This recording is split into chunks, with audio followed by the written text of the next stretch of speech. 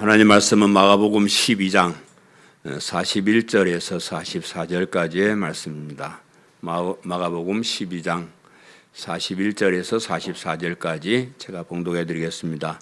예수께서 헌금함을 대하여 앉으사 우리가 어떻게 헌금함에 돈 넣는가를 보실세 여러 부자는 많이 넣는데 한 가난한 과부는 와서 2렙돈 곧 한 고드란트를 넣는지라. 예수께서 제자들을 불러다가 이르시되 내가 진실로 너희에게 이르노니 이 가난한 과부는 헌금함에 넣는 모든 사람보다 많이 넣었도다. 그들은 다 그 풍족한 중에서 넣었거니와 이 과부는 그 가난한 중에서 자기의 모든 소유 곧 생활비 전부를 넣었느니라 하시니라. 아멘. 우리나라에 기독교의 복음이 처음 들어왔을 때 사람들이 굉장히 관심을 가지고 교회에 나오고 싶어 했습니다. 그런데 이제 그 복음을 듣고 선뜻 교회에 나오지 못하게 가로막는 것이 몇 가지가 있었는데, 제일 큰 문제는 조상 제사에 관한 문제였어요. 우린 그 유교 풍습에서 가정마다 다 제사라는 것을 드리고 있었습니다. 그 조상 대대로 이어오는 것이고, 이 제사 문제는 집안 문제뿐만 아니고 가문의 문제이기 때문에 정말로 큰 그 문제거리였어요. 특별히 그 종갓집 종손으로 태어난 사람은 제사의 책임자였기 때문에 굉장히 제사에 대한 부담감을 가졌죠. 저희 조부께서도 종갓집 종손으로 태어나셨는데 이제 선교사님을 만나서 복음을 듣고 예수님을 믿는데 제사 문제 때문에 집안하고 굉장히 많이 싸우셨죠. 그 종갓집 종손이 제사 안 지내고 교회 다닌다 그러니까 누가 좋아하겠어요? 참 그런 어려움을 많이 겪으셨습니다. 또 하나의 문제는 이 술과 담배에 관한 문제. 이 술과 담배는 정확하게 성경에서 먹으라 먹지 말라 그러지 않소. 먹으면 먹어도 되고, 담배는 성경 기록 이후 시대에 만들어진 거기 때문에 이건 담배 피우라 마라 그런 말 성경에 없어서 괜찮은데, 당시 우리나라의 문화로서 술을 먹고 담배를 피운다는 것은 우리 신앙교리와 너무 안 맞는 일들이 많이 있어요. 옛날엔 술만 먹으면 싸움을 하고요. 그냥 막 큰 소리를 하고 막 그랬더랬어요. 담배 문화도 또 어른 앞에서 피우면 안 되고 여러 가지 우리나라의 그 전통적인 문화를 보면서 대한민국에는 술 담배가 없었으면 좋겠다. 그래서 교회에 술 담배를 금했습니다. 그런데 이 술 담배에 중독돼서 끊는다는 것은 굉장히 어려운 일이다. 또 특히 담배 같은 거는 못 끊더라고요. 담배 끊는 사람하고 상대를 하지 말라 그랬는데 지독하지 않으면 못 끊으니까. 술도 세상 살아가는데 재미 술 한 잔 먹으면 기분 좋잖아요. 술도 그렇게 참 끊고 다닌다. 술 담배 끊는다는 게 참 어려운 일이에요. 요즘도 보면 술 담배 때문에 교회 못 나가겠다 그런 분들이 많아요. 교회 가면 술 담배 안 해야 되니까 내가 술을 못 끊어서 담배를 못 끊어서 교회 못 갑니다. 이런 사람들이 좀 있는 것 같아서 아예 이참에 교회도 술 담배를 좀 허락하면 어떨까? 저 개인적인 생각이요. 술 담배 먹으면서 교회 오는 게 낫지 그것 때문에 안 오면 오히려 더 안 좋을 것 같아서 제가 하는 그런 말이고요. 또 하나는 이 헌금에 관한 문제. 오늘 이제 헌금에 대한 설교를 할 텐데, 다들 어려운 삶을 사는 시대였기 때문에 교회에 다니는 건 좋은데 갈 때마다 헌금을 해야 된다는 것은 굉장히 부담스러운 일이었을 것이에요. 그런데 이제 사실은 헌금 문제는 그렇게 큰 문제는 아니었던 것 같아요. 그 당시에는. 왜냐 그러면 강제로 징수하는 건 아니잖아요. 안 내도 되고 내도 되고 하는 것이고, 형편에 따라서 내면 되고 안 내면 되고 그러는 거니까 그거 가지고 별 그때는 걸림돌이 안 된 것 같습니다. 그리고 이제 우리가 과거에 우리나라에 종교를 가지고 있었잖아요.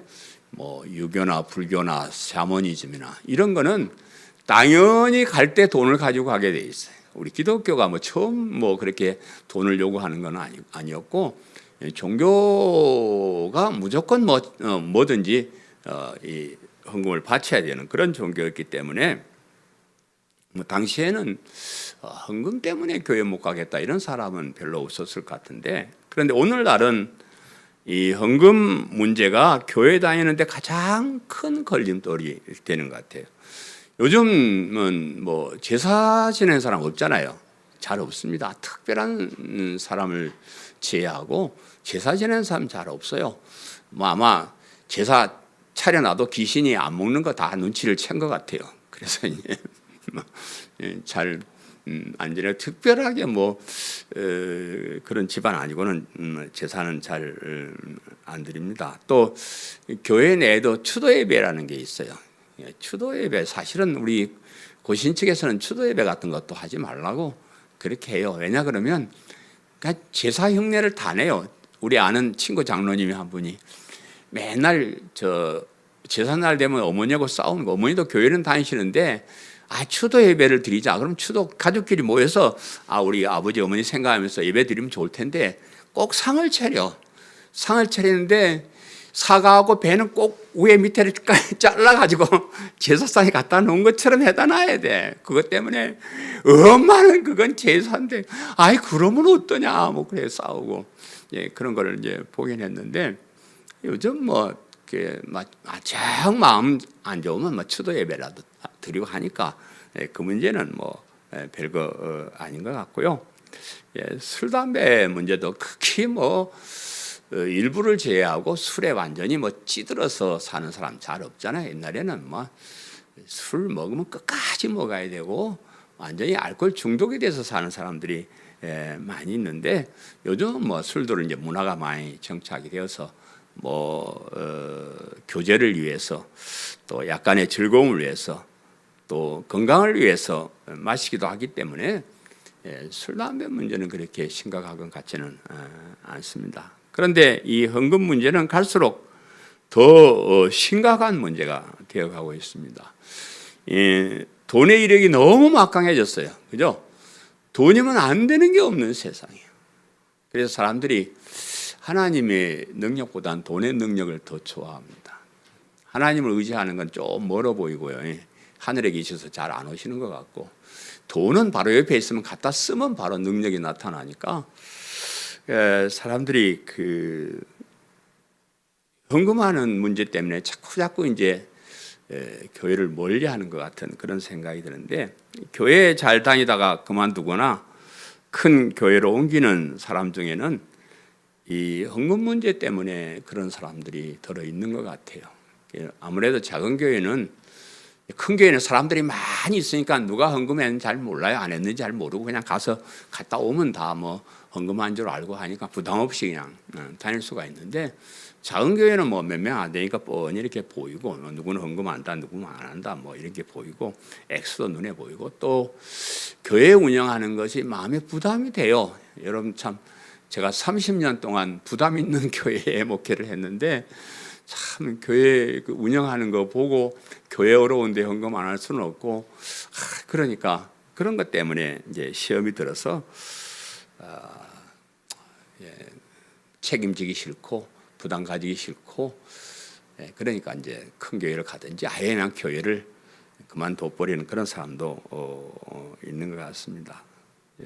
그래서 이제 오늘 제가 설교하는 거, 여러분도 우리 양 목사님 30년 동안 헌금 설교 안 하더니 오늘은 왜 또 이 헌금 설교를 하냐 이렇게 생각하지 마세요. 이게 본문이 내가 만나서 하는 거지 내가 얘 일부러 찾아와서 한 건 아니잖아요. 복음서에는 헌금 잘 없어요.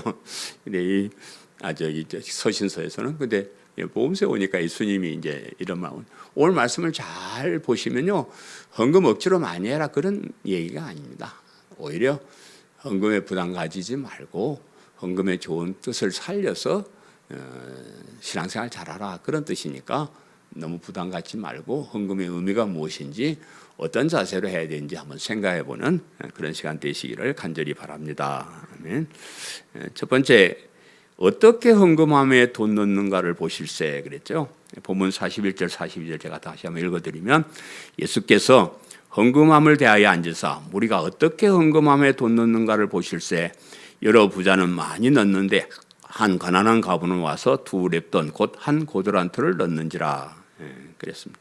예수님께서 이제 예루살렘에 올라가셔서 성전에 이렇게 자주 출입하시는 것을 우리가 보는데, 성전에 가가지고 막 장사하는 사람, 돈 바꿔주는 사람, 이 사람을 내쫓기도 하시고, 성전에서 또 찾아온 사람들을 복음에 대해서 가르치기도 그렇게 하셨고, 오늘 본문은 예수님께서 헌금하는 사람들을 이렇게 지켜보셨다, 이렇게 이제 말씀하고 있는데, 그때 마침 이제 성전에 왔던 부자들이 여유 있게 이렇게 헌금하는 그런 모습과, 또 가난한 과부가 당시에 아주 제일 작은 가치의 통전 2개를 헌금하는 것을 보셨다 그랬습니다. 헌금함에 대해 앉았다, 그 말은 이제 마주보고 어떻게 헌금하는 걸 보는 그런 자리에 앉으셨단 말이고, 여러분이 주위에서 이제 들으실 그 대목은 무리가 어떻게 헌금함에 돈 넣는가를 보시고, 어떻게, 예수님이 얼마를 헌금하는가 보시려는 그런 것이 아니고, 어떻게 그 어떤 자세로, 어떤 마음으로 헌금하는가를 보셨다, 이렇게 이제 이해를 하시면 될 것 같습니다. 우리는 뭐 헌금할 때 그때 무슨 마음을 가졌든지, 어떤 자세를 가졌든지, 뭐 액수만 많이 드리면 좋은 것이다, 이렇게 이제 생각을 했는데, 그러나 예수님께서는 그 액수보다는 어떤 자세로, 어떤 마음으로 어떻게 하나님께 드리는가를 눈여겨 보셨다, 그 말입니다. 오늘 본 말씀에 부자나 가난한 과부나 어떤 자세로 혹은 어떤 마음으로 헌금을 드렸는지 자세히 설명하고 있지는 않습니다. 그런데 우리가 한번 보면 어떻게 드렸는가를 한번 짐작은 할 수 있을 것 같아요. 부자는 아주 당당한 모습으로 드렸을 거잖아요. 돈 많은 데다가 돈 큰 돈 가지고, 옛날에 보면 뭐 헌금하면 넣고 10,000원짜리 넣는 사람 탁 이렇게 보여주고 넣고 1,000원짜리 동전 넣어서 이렇게 집어넣고 그러듯이 아주 당당하게 그렇게 이제 헌금을 드렸을 것. 또 자랑하는 사람들이 나는 뭐 이런 사람이야 자랑하는 마음으로 또 드렸을 것이고, 또 하나님께서 가장 싫어하시는 모습, 어떤 모습? 교만한 마음. 하나님은 인간들이 교만하는 거 못 보셔요. 겸손하는 게 참 좋아하시는데 교만한 마음으로 드렸을 것이고, 가난한 과부는 부끄러운 마음으로 겸손하게 드렸을 거예요. 그런데 제가 이렇게 생각해 보면요, 가난한 과부가 정말로 참 기쁨으로 감사하는 마음으로 그렇게만 드렸을까요? 제가 생각할 때 참 부담스럽게 드렸을 것 같아요. 왜냐 그러면 이거 드리고 나면 먹을 게 없어. 생활비 전부야. 그러니까 이거 드릴까 말까. 어쩔까. 그냥 드렸다 치고 하나님도 아시겠지. 그냥 가지고 가서 밥이나 사 먹자. 이런 마음도 충동도 있었을 거예요. 그래서 막 그렇게 좋지 않은 마음으로, 걱정스러운 마음으로 드렸을 것이다. 그렇게 생각해 보는 거예요. 헌금이라는 것은 하나님의 은혜에 감격해서 그 은혜에 감사하는 마음으로 드리는 거예요. 그런데 보편적으로는 막 잘 그러지 않아요. 어떤 사람은 자기 의를 자랑하기 위해서 또 교만하게 드리고, 가난한 사람은 참 부담스러운 마음으로 걱정하면서 이렇게 드리는 그런 사람도 있습니다. 그래서 예수님께서 우리가 어떻게 헌금함에 돈 넣는 것을 보셨다고 하는 말씀은 이런 잘못된 헌금 태도에 대해서 지적하시기 위해서 그렇게 하신 것이라고 생각합니다. 과거에는 이제 성전을 운영한 성전을 이렇게 운영 관리하기 위해서 돈이 필요했고요. 오늘날은 이 교회당을 이렇게 이제 교회를 운영함에 있어서 재정이 필요하고, 이런 재정은 헌금으로 충당해요. 제가 30년 동안 목회했지만요, 하나님께서 하늘에서 돈 한 번도 안 던져줍니다. 야, 이 양목사 이거 줄 테니까 교회 운영해봐라, 이렇게 안 주셔요. 우리 멤버들, 우리 교인들이 다 스스로 이렇게 조금씩 시시일반으로 내서 이렇게 운영을 하는데, 사실 그렇게 좋은 제도죠.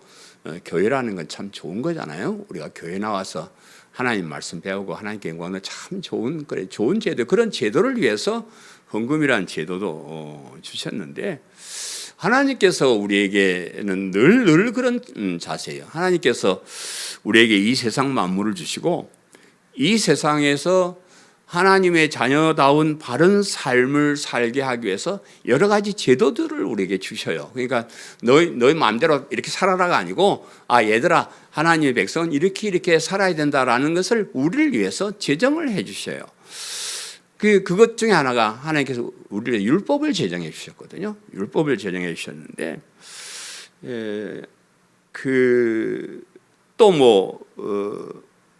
하나님을 만나고 예배드리는 성전이나 교회당을 이렇게 세워주셨고 각종 절기나 안식일이나 기념일들을 이렇게 만들으셨는데 이런 모든 것들이 하나님께서 자기 자신을 위해서 만드신 건 하나도 없어요. 다 우리를 위해서 만드는 것이. 우리가 율법을 지킵니다. 그죠? 율법을 지키면 누가 유익해요? 하나님 유익한 거 하나도 없어요. 그냥 하나님은 그냥 보시고 알게 살면 지옥 보내버리면 그만이고 죽여버리면 그만이에요. 하나님, 제가 오늘 아침에 화장실에 가가지고 바퀴벌레인가 뭐 이상한 벌레가 하나 있길래 무의식 중에 그걸 갖다가 그냥 확 휘저어 갖다가 죽여버렸습니다. 그러면서 생각을 하는 겁니다. 이 바퀴벌레가 여보시오, 내가 그래도 바퀴벌레로서 꽤 괜찮게 살았어. 우리 동네 가서 나를 물어보면 착하다 그러고 좋은 일 많이 했다 그러는데 어째 나를 몰라보고 이렇게 죽이시오. 이래 항의를 했을 것 같아. 근데 내 눈에는 걔가 바퀴벌레지 착한 바퀴벌레인지 악한 아무 상관이 없어. 그냥 죽여버리면 그만이야. 하나님 우리 보실 때 우리 착하고 뭐 잘하고 별로 의미 없어요. 그냥 기분 나쁘면 죽여버리면 그만이에요. 그런데 우리에게 그런 율법을 제정해 주시면서 물론 그런 마음이 있어요. 우리가 율법은 지키면 참 좋은. 제가 여러분에게 믿음으로 살고 율법 지키지 말라 절대 안 합니다. 율법은 우리 살아가는 사람의 삶의 기준이에요. 율법대로 살면 돈도 벌고요, 명예도 얻고 다 잘 되게 그렇게 만들어 놓은 거예요. 그걸 우리가 못 지키고 지키는 척하고 그래서 그렇지 율법 너무 좋은 우리를 위해서 제정을 해주신 건데 우리가 율법을 잘 지켰다고 하나님께 직접적으로 이익이 되는 건 없다 그런 말이에요. 성전이 있다 그래가지고 하나님 기뻐하시는 이러고 우리가 교회당을 크게 지어가지고 쫙 바쳐드리면 하나님이 기뻐하실 것 같죠? 그거는 목사들이 성전 짓기 위해서 꼬우는 말이고 안 그렇습니다. 여러분 처음에 솔로몬을 통해서 성전을 지으실 때도요, 사실 성경을 잘 읽으면 하나님 별로 안 좋아하셔요. 핑계를 대죠. 야, 다윗이 성전 짓겠다. 야, 너는 사람을 너무 많이 죽여서 안 돼. 그리고 거절하셨어요. 나중에 이제 솔로몬 때에 와서 이렇게 짓겠다 하니까 허락은 해주셨는데 그 성전을 통해서 하나님을 섬기지 않고 지들 잘난 척하고 할 걸 이미 하나님 다 아시는 거예요. 그래서 성전은 하나님 별로 안 좋아하시는 거예요. 성전에 와서 하나님께 제물을 드린다, 제사를 드린다. 사람들은 뭐 소나 뭐 살진 송아지를 잡아다 하나님께 막 바치면 하나님이 와 그거 좋다, 그걸 태우면 냄새 고소하네 이럴 것 같죠? 절대 아닙니다. 하나님 그런 거 안 좋아해요. 하나님이 무슨 짐승을 좋아하고 짐승 태우는 그 냄새를 좋아하시겠어? 안 좋아합니다. 성전에 와가지고 요즘 뭐 교회 와가지고 교회에 여러분 오시면 목사는 참 여러분 참 좋아요.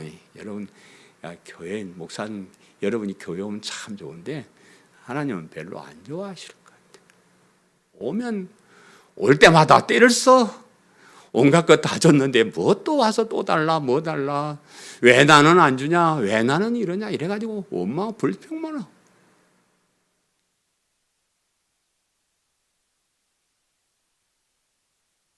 말라기 선지자를 통해서 이렇게 말씀하셔요. 만군의 여호와가 이르노라. 너희가 내 제단 위에 헛되이 불사르지 못하게 하기 위하여 너희 중에 성전문을 닫을 자가 있었으면 좋겠도다. 내가 너희를 기뻐하지 아니하며 너희 손으로 드리는 것을 받지도 아니하리라. 정말로 겸손한 마음으로 하나님께 와서 예배를 드리고 참 꿇어 엎드려 정성스럽게 드리면 하나님 좀 기뻐하시겠죠. 오늘 우리 모습을 보세요. 어떤 자세로 교회 와서 어떻게 예배드려요? 내가 하나님 같으면 교회 문 닫아버리고 싶어요. 정말입니다. 우리가 교회 오는 거요, 하나님 위해서 온 거 아니에요. 저를 위해서 오는 것도 아닙니다. 여러분의 자신을 위해서, 여러분의 영원한 생명을 위해서 오는 거예요. 어떻게든지 하나님 더 한 번 더 만나서 그 은혜를 더 깨닫고 하나님께서 주시는 그 온갖 것들을 내가 받아 누리기 위해서 오는 거예요. 아주 기쁨으로 와야 돼요. 간절한 마음으로 와야 돼요. 우리 교회 제가 가장 목회하면서 중점적으로 얘기했던 게, 첫째는 복음 설교를 하는 것, 예수 그리스도의 십자가의 복음을 전하는 것, 또 하나는 뜨거운 마음으로 하나님을 찬양하고 예배드리는 것. 이 두 가지 목표를 가지고 제가 목회를 했어요. 사람들이 가면 갈수록 여기서 멀어져요. 복음 설교 싫어합니다. 재미난 얘기하면 좋아하고, 하나님께 기뻐 찬양 드리는 거 참 싫어합니다.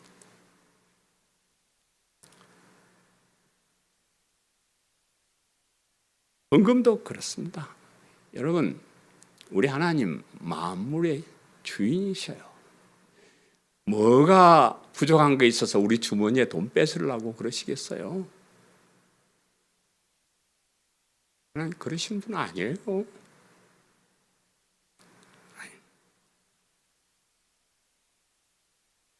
우리가 하나님을 섬기는데 필요한 것들, 우리가 하나님을 섬기는데 교회당도 필요하고 함께 모일 처소도 필요하고, 또 우리가 모여서 우리 중에 어려운 사람도 도와주고, 또 이 복음을 세계 만방에 전하는데 전도하는데 선교하는데 쓰고, 우리가 스스로 우리 돈을 내어서 하나님께 영광 돌리고 그렇게 하는 아주 우리를 위한 것들이 하나님 안 가져가셔요.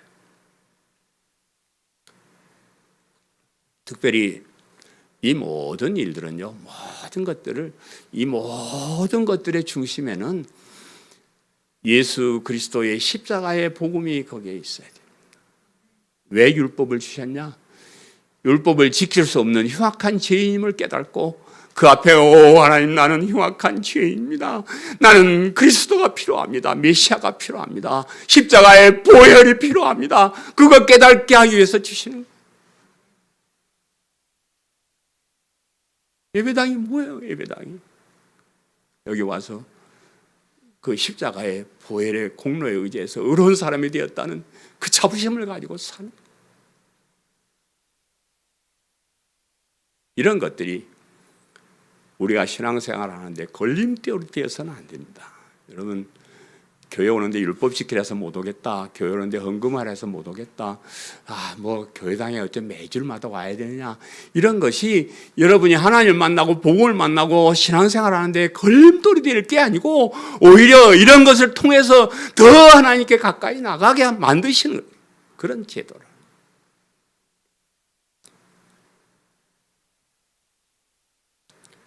두 번째, 이 가난한 과부는 모든 사람보다 더 많이 넣었도다 그랬죠. 43절 44절에 제가 다시 한번 읽어드리면, 예수께서 제자들을 불러다가 이르시되 내가 진실로 너에게 이르노니 이 가난한 과부는 헌금함에 넣는 모든 사람들보다 많이 넣었도다. 그들은 다 그 풍족한 중에서 넣었거니와 이 과부는 그 가난한 중에서 자기의 모든 소유 곧 생활비 전부를 넣었느니라 하시니라.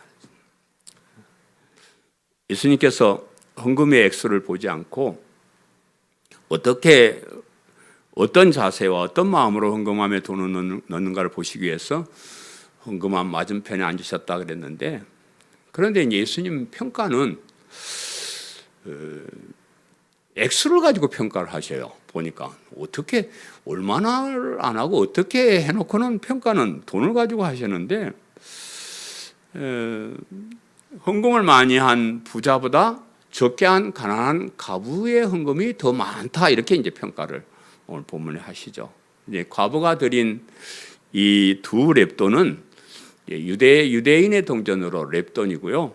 이것을 로마의 동전으로 환산하면 한 고드란트 그래요. 그래서 두 렙돈 곧 한 고드란토, 이렇게 이제 얘기를 하는데, 이 한 렙돈이 얼마쯤 되냐, 이제 뭐 별건 아니지만, 여러분 한 데나리온은 여러분 들어보셨을 거예요. 한 데나리온은 하루 일당, 그때 당시 하루 일당을 한 데나리온이라 그러는데, 여기 그 한 렙돈은 한 데나리온의 128분의 1, 누가 이렇게 조사를 했는지 계산이 잘 모르겠지만 노동자 하루 일당의 128분의 1이 이게 렙돈 하나예요. 그러니까 뭐 어떻게 생각해요? 요즘 우리는 이제 이거 뭐 비싸니까 뭐 꽤 뭐 돈 1,000원 될지 모르겠지만 옛날 식으로 하면 100원짜리 뭐 동전 한두 개 이렇게 여러분 보시면 될 것 같습니다. 그래서 우리는 보통 돈의 액수만 가지고 많게 적음을 평가하는데, 뭐 무슨 돈이든지 뭐 헌금하는데 뭐 새돈 헌돈 뭐 돌 나온 돈 뭐 퉁쳐온 뭐 상관없고 그냥 와서 액수만 많이 바치면 뭐 많이 헌금했다 이렇게 평가를 하는데, 그리고 뭐 반대로 아무리 지극정성으로 깨끗한 돈을 들였다고 해도 액수가 작으면 그거 뭐 별로 귀하게 여기지를 않습니다. 그러나 예수님의 평가 기준은 우리와 다르다는 거죠. 헌금을 드린 사람의 형편에 따라서, 드리는 사람의 마음 상태가 어떤지에 따라서 그 기준을 달리하신다, 이제 그런 말이에요. 오늘 본문의 부자는 아주 넉넉한 가운데서 많은 돈을 드렸다고 했는데, 그러나 가난한 가부는 어려운 가운데서 생활비 전부를 드렸다. 그래서 예수님께서는 쉽게 많이 드린 부자의 헌금보다는 어려운 가운데 적게 드린 헌금이 더 많은 것이다, 이렇게 이제 평가를 하셨습니다. 그래서 우리가 헌금을 드릴 때 뭐 남고 막 그래서 그냥 돈 귀찮아서 이렇게, 그런 사람 없겠지만 그렇게 하는 것보다는 정말 내가 쓸 거를 쓰지 않고 잘라서 이렇게 드리는 그런 상태가 좋은 것이다. 그래. 여러분 헌금하실 때 이 장면을 기억하시기를 바라고요. 예수님의 평가 기준을 생각해 보시기를 바라요. 돈이 많아서 많이 드리는 사람도 이 장면을 생각을 하시고요. 너무 건방지지 않게, 교만하지 않게 겸손한 마음으로, 감사하는 마음으로 그렇게 드리시고요. 또 뭐 비록 적은 액수를 드린다 해도 여러분 형편을 하나님께 다 아시니까 너무 부끄러워하지 말고요. 그냥 정성껏 드리시면 됩니다. 마지막 세 번째, 오늘 말씀이 우리에게 주는 교훈을 제가 한번 정리를 한번 해봤습니다. 본문에서 뭐 주석을 해서 깨달을 수 있는 건 아니고, 제가 이제 오늘날 이 말씀을, 이 헌금에 대해서 어떻게 할 것인가 몇 가지로 정리를 해봤는데, 첫째는 그 헌금 제도에 대한 이해를 하라. 긍정적으로 생각하자.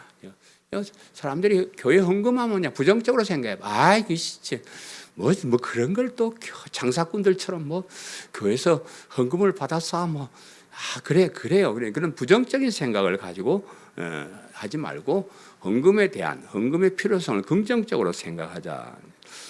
구약 시대 때도 많은 헌금 종류가 있었어요. 그냥 사실은 헌금보다 더 중요하게 하나님께 바쳐야 하는 것은 제단에 바칠 제물이었어요. 제물. 구약 시대는 하나님께 나아가기 위해서는 제물이 필요해요. 왜냐 그러면 죄인이었기 때문에 내가 죽어야 되는데 하나님을 만나려 그러면 내 대신 짐승이라도 잡아다가 쳐 죽여서 피를 흘린 다음에 제사함을 일시적으로 받고 하나님께 나가는 거예요. 그래서 그 당시에는 헌금이 중요한 것이 아니라 제물, 제단에 바칠 제물이 굉장히 중요한 그런 것이었습니다. 그리고 나서 이제 헌금을 바치는 거예요. 이 헌금은 제물이 아닙니다. 헌금은 제사함을 받기 위해서 바치는 제물이 아니고요. 제사를 드리고 하나님께 기도하는 성전의 유지 관리를 위해서, 또 성전에서 일하는 사람들의 생계를 위해서, 또 성전에 출입하는 하나님의 백성 중에 가난한 사람을 위해서, 구제하기 위해서 그렇게 이제 바치는 그런 제도였습니다. 예수님 당시의 성전에는 13개의 헌금함이 있어요. 요즘 뭐 교회 가면 사람들이 비웃기를, 딱 교회 가니까 헌금 종류도 뭐 무슨 헌금 무슨 많더라는데, 예수님 그 당시의 성전에도 13개의 각종 헌금함이 있었다 그래요. 그 중에는 강제적으로 드린 성전세가 있어요. 남자는 20살 이상이고 이렇게 드리면 매년 내야 될 그런 그 성전 세를 강제적으로 거둔 그런 것을 넣는 함이 있는가 하면 또 뭐 구제를 위해서 여러 가지 명목으로 드리는 헌금함들이 쭉 있어가지고 거기다가 부자는 뭐 여기도 놓고 저기도 놓고 여기도 놓고 이렇게 이제 넣었던 것 같아요. 넣었던 것 같고 그런 헌금 제도가 구약 시대 때도 들어 있습니다. 오늘날 우리는 제사함을 받기 위해서 제물을 바치지 않습니다. 여러분 우리 하나님께 바치는 건 제물이 아닙니다. 헌금이죠. 제물은 예수님이 우리의 제물로 십자가에 죽으셨어요. 그래서 우리는 빈손으로 오면 돼요. 하나님께 와가지고 내 죄 용서해 달라고 돈 갖다 바치고 이러는 거 아니에요. 그거 아닙니다. 그냥 우리는 예수님 십자가 그 보혈을 생각하고 그 보혈을 믿는 믿음으로 나오시면 우리는 깨끗한 의로운 사람이니까 깨탈 없습니다. 그거 아무것도 안 바쳐도 됩니다. 우리는 헌금을 바치는 제물이 아니고 헌금을 바치는 건데 그 헌금은 제가 자꾸 반복해 드린 말씀이지만 교회당 운영을 위해서 교회당 관리를 위해서 여러 가지 뭐 그런 우리를 위해서 그렇게 바치는 헌금입니다. 헌금은 하나님께 직접 바치는 것이 아니고요. 우리 서로를 위해서 헌금하는 거예요. 내가 몇 번 얘기했잖아요. 난 한 번도 하나님께 송금해 본 적이 없다고. 여러분 헌금 받아갖고 내가 다 썼어. 하나님 구자번호도 잘 모르고 붙이란 말도 안 해요. 왜요? 우리를 위해서 하는 거니까.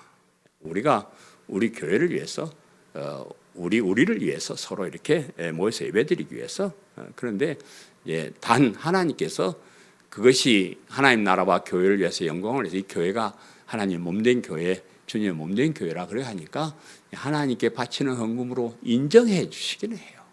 그러니까 우리가 돈 걷어가지고 우리끼리 써도 그걸 하나님께 드리는 헌금, 바치는 헌금이다. 이렇게 이제 표현을 하고 하나님께도 그렇게 인정을 해주시고요. 그 헌금 위에 하나님의 은혜를 베푸시고 복을 주시는 건데 제가 지금 생각하면 조금 후회가 돼요.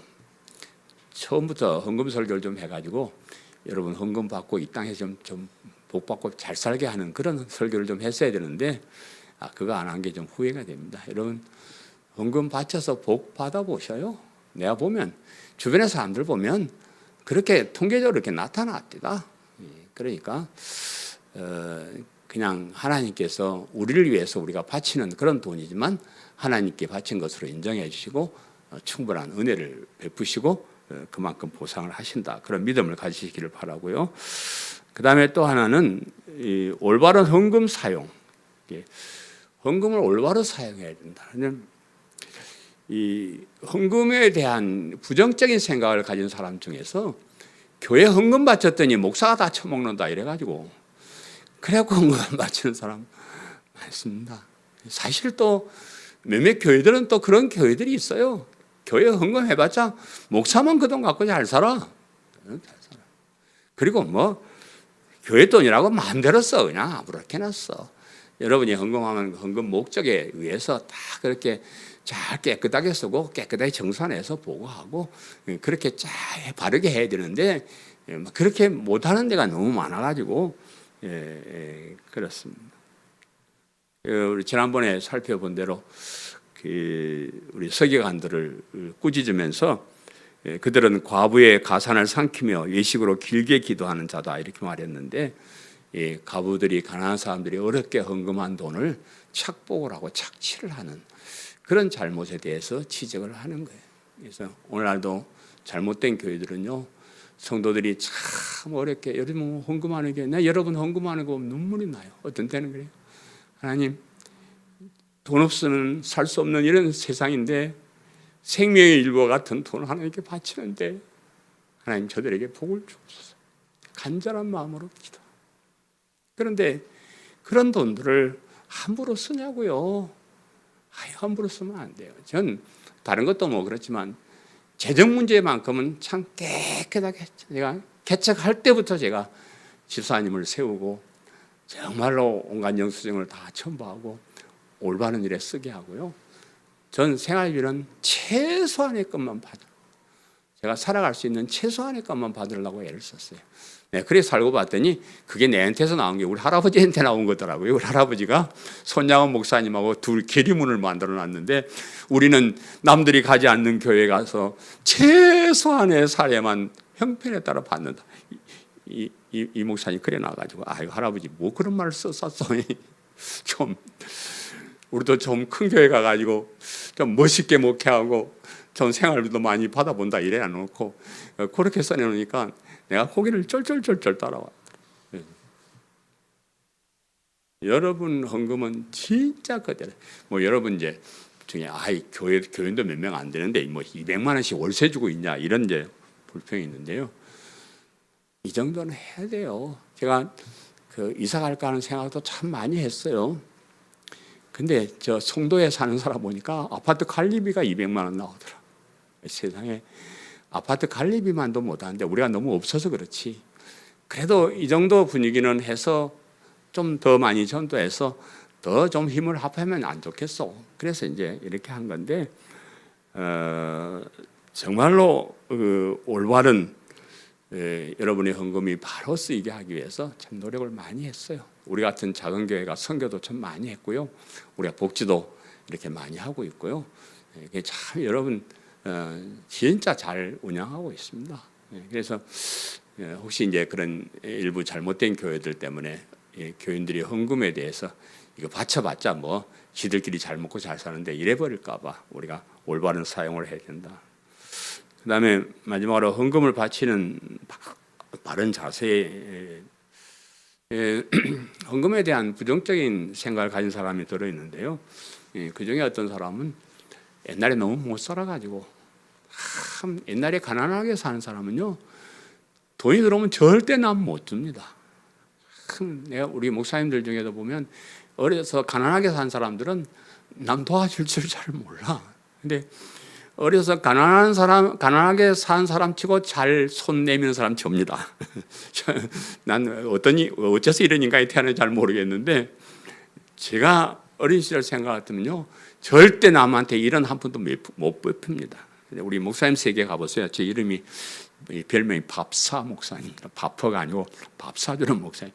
나랑 밥 먹으면 당연히 내가 다 돈 내야 될 줄로 알아. 뭐지 그렇게 돼버렸어요. 근데 하나님이 뭐 그런 돈은 다 주셔서 이제 그래 하는데 그래서 이제 그런 분들은 참 교회 헌금 바치는 것을 어렵게 생각하고요. 또 물질에 대한 욕심이 또 너무 많은 사람이 있어요. 욕심 때문에 못 바친 사람. 학창 시절 얘기가 나왔으니까 전 중고등학교를 서울에서 고학을 요즘 같으면 노숙자요. 집도 절도 없이 학교만 다니고 그리고 살았는데 돈이 어디 있습니까? 그래 교회 가서 헌금한다는 것은 너무 힘든 일이에요. 근데 옛날에 교회 가면요. 요즘은 뒤에 헌금하면 이제 넣고 들어오니까 내내 아니면 모르잖아요. 옛날에는 그 헌금 그 함을 다 돌렸어요. 어떻게 돌리냐 그러면 소위 매미채라고 하는 게 있잖아요.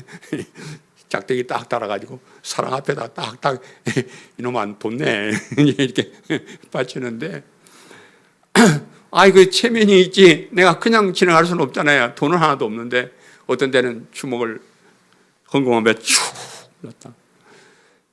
하나님 나 오늘 돈 없어 예상이요. 내가 나중에 많이 벌어서 드릴게요. 그랬어. 어떤 데 동전 한두 개 있으면 동전을 갖다 넣으면 땡그랑 소리가 나잖아요. 그럼 창피하잖아요. 1,000원짜리 지폐를 땡그랑 하니까. 그래서 그때도 손을 푹 집어넣어가지고 소리 안 나게 하나님 오늘은 동전인데 나중에 또 많이 벌어서 지폐로 수표로 내가 헌금할게요. 그랬어. 제가 헌금 강조 여러분 잘 안 하는 것이 제가 어렸을 때 그런 마음의 아픔이 있어서 그렇습니다. 그러던 제가 드디어 청년이 되어서 월급을 받아가지고 처음 11조를 하나님께 탁 드렸습니다. 액수는 얼마 안 돼. 옛날에 뭐 인건비 얼마 돼요? 액수는 얼마 안 됐는데 와 마음이 기뻤습니다. 하나님 제가 드디어 지폐로 많은 액수로 옛날에 예산 값지금 갚기 시작합니다. 근데 그리고 바치고 나서 내 마음에 전에 없던 각오가 생기게 되는데 내가 하나님께 좀 칭찬받고 잘 살기 위해서 헌금을 바쳤잖아요. 그런데 나와가지고 나쁜 짓 하면 헌금 바친 게 꽝이 되잖아요. 쇠 빠지게 돈 바쳐놓고 와서 딴짓 해버리면 이게 안 되잖아요. 그래서 착하게 살기를 시작하는 거예요. 와, 내가 죄지면 안 돼. 내가 바르게 살아야 돼. 와, 그런 마음이 각오가 생겨져 가지고요. 더 열심히 바르게 살고 주의 일에 힘쓰게 되고 그렇게 했습니다. 뭐 지금 이제 깨달은 건 뭐 돈 몇 푼 바친다고 하나님이 뭐 얼마나 기뻐하시고 얼마나 복을 주고서 이미 우리에게 많은 거 주셨는데, 아이고 저는 기도하자마자 오늘 아침도 내가 눈물 나게 하나님께 하나님 나도 돈 좀 주셔요. 아유, 나도 돈 좀 많이 주면 그 돈 가지고 교회도 크게 세우고 좋은 일 많이 할 텐데 어째 나는 뭐 다른 거 다 좋은 거 줬다고 돈을 안 줘요. 눈물이 납니다. 예. 꼭 뭐 우리가 하나님께 돈 안 받아도요, 우리가 이미 받은 은혜만 가지고도 우리 가진 거 다 바쳐도 됩니다. 그럴 만한 우리가 은혜를 받았어요. 하나님께 헌금을 하면서 우리의 삶이 바뀌어요. 우리의 신앙이 바뀝니다. 우리가 더욱더 하나님 가까이 나오게 됩니다. 여러분, 부모님 용돈 좀 드려보신 분들은 더 전화도 자주 하고 더 가까이 가고 그러잖아요. 용돈 안 준 놈들은 더 자꾸 멀어져. 더 멀어지나. 마찬가지. 여러분, 어떤 사람이 되고 싶습니까?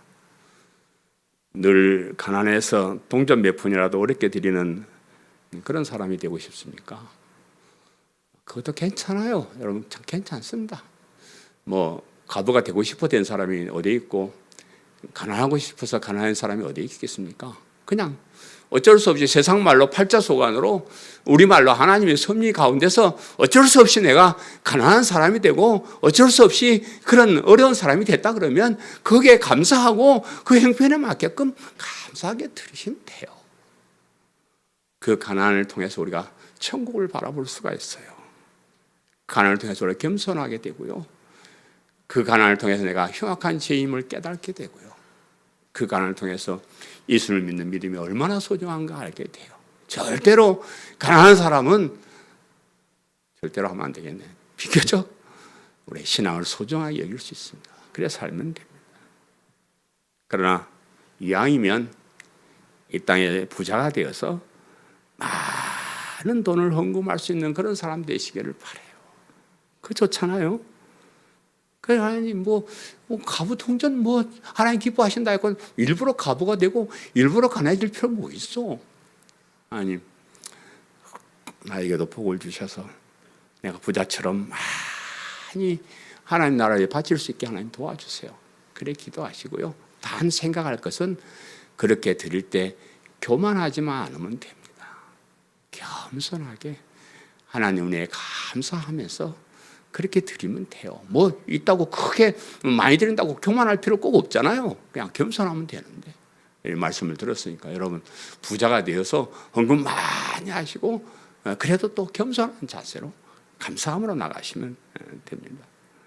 우리의 삶이 먹든지 마시든지 하나님의 영광을 위해서 하라 그랬는데 돈이 많이 버는 부자가 되어도 하나님의 영광을 위해서 하셔요.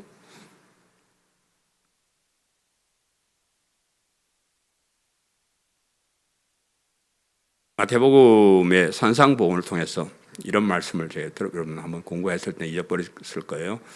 마태복음 6장 21절에 내 보물이 있는 그곳에는 내 마음도 있느니라. 우리의 보물, 그것이 내가 가진 돈이든지 내가 아끼는 가장 소중한 것이든지 내가 가진 재능이든지 그것이 향하고 있는 곳에 우리의 마음이 있다. 우리의 마음이 거기 있다. 마음뿐만 아니라 그 마음이란 말 속에 우리의 영혼이나 영원한 생명이 내가 아끼는 그것이 어디로 향하 있는가에 따라서 그게 가게 된다 그런 말이에요. 여러분 아끼는 소중한 것들이 교회를 향해서 그리스도를 향해서 영원한 천국을 향해서 있으면 여러분의 마음과 여러분의 영혼과 여러분의 영원한 생명도 이미 거기에 가 있다 하는 거예요. 그렇지 않고 그런 소중한 것들이 세상의 쾌락을 향해 있으면 여러분 언젠가는 교회를 떠나서 세상을 향하게 되는 거예요. 그렇지 않기 위해서 우리의 가장 소중한 것들, 재능, 돈이든지 무엇이든지 그것이 하나님 나라를 향해서 하나님의 영광을 향해서 거기에 있도록 그렇게 노력하면서 사는 성도님들 되시기를 간절히 바랍니다. 아멘. 사랑하는 성도 여러분, 헌금은 형편에 따라서 구원의 은혜에 감사하는 마음으로 자원해서 드리는 것입니다. 그 감사하는 마음이 있는 곳에 여러분의 영원한 생명도 거기 함께 있다는 것을 기억하시기를 바라고요. 여러분이 가진 재물이나 재능이나 아끼는 것들이 하나님 나라를 위해 쓰여지도록 간절히 기도하고 또 그렇게 살아가시기를 간절히 바랍니다. 아멘. 말씀을 생각하면서 통성으로 기도하겠습니다. 하나님께서 우리에게 너무나 많은 것들을 주셨는데 우리가 이 땅에도 좀 너무 어렵지 않게 살고 싶습니다. 부자가 되어서 많은 것을 하나님 나라를 위해서, 교회를 위해서, 어려운 이웃을 위해서 쓰고 싶은 그런 마음이 있습니다. 우리 성도들에게, 우리들에게 그런 여유도, 그런 넉넉함도 허락해 주시고 마음껏 하나님께 헌금 드릴 수 있는 저희를 되게 도와주옵소서. 말씀을 생각하면서 통성으로 기도하겠습니다. 하나님 사용할 수 있는 저희를 되게 도와주시옵소서.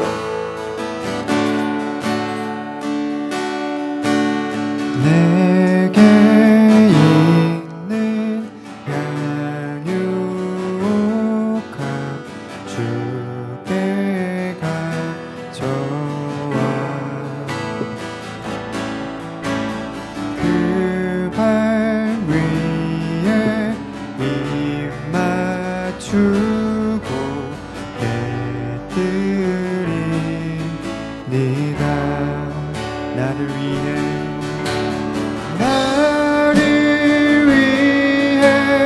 험한 산길 오르신 그 발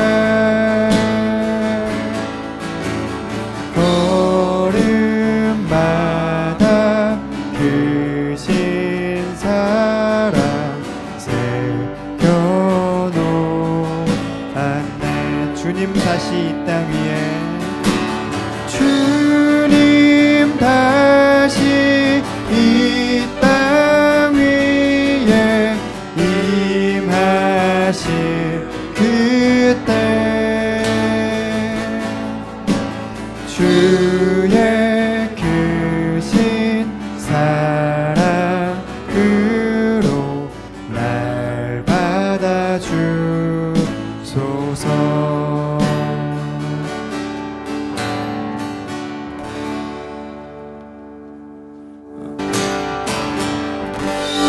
이제는 우리 주 예수 그리스도의 은혜와 하나님 우리 아버지의 크신 사랑하심과 성령의 역사하심이 오늘 모여 하나님께 영광 돌리는 우리 강성교회 모든 성도들 머리머리 위에, 저들의 가정과 부모님과 자녀들과 생업과 앞날 위에 이제로부터 영원토록 함께 있을지어다.